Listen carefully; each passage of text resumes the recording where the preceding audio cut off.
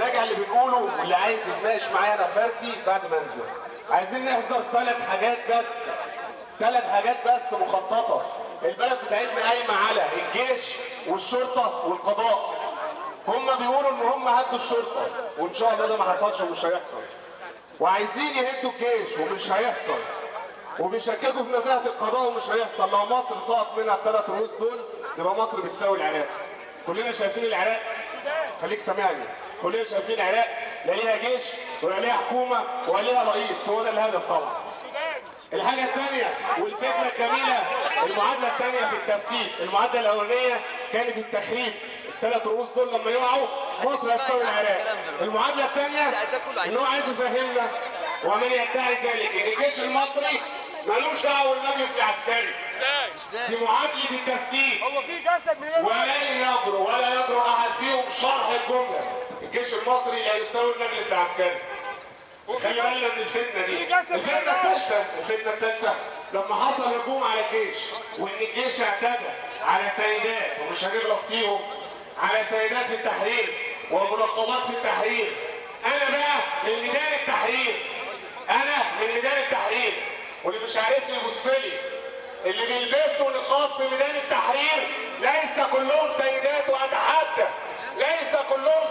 واتحدى ومعايا الدليل من الصحافه ومن الاعلام الاصفر.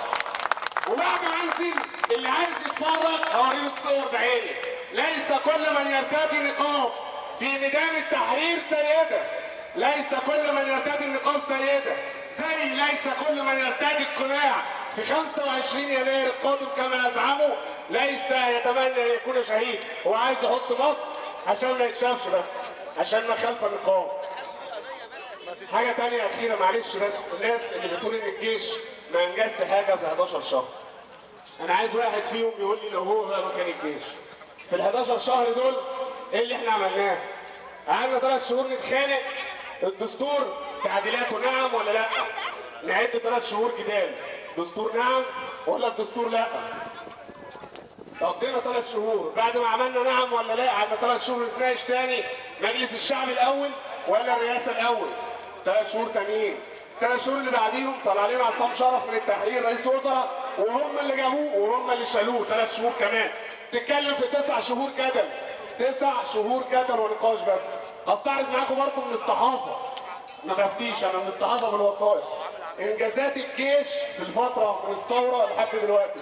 الجيش انجز 26 نقطه، فيهم نقاط صعبه شويه بس لازم تتسمع، واسف ان انا هقطع عليكم الوطنيه مع الاناشيد شويه. الجيش اول حاجه عملها اصدار الاعلان الدستوري الاول بعمل بالدستور 71 وحل مجلس الشعب والشورى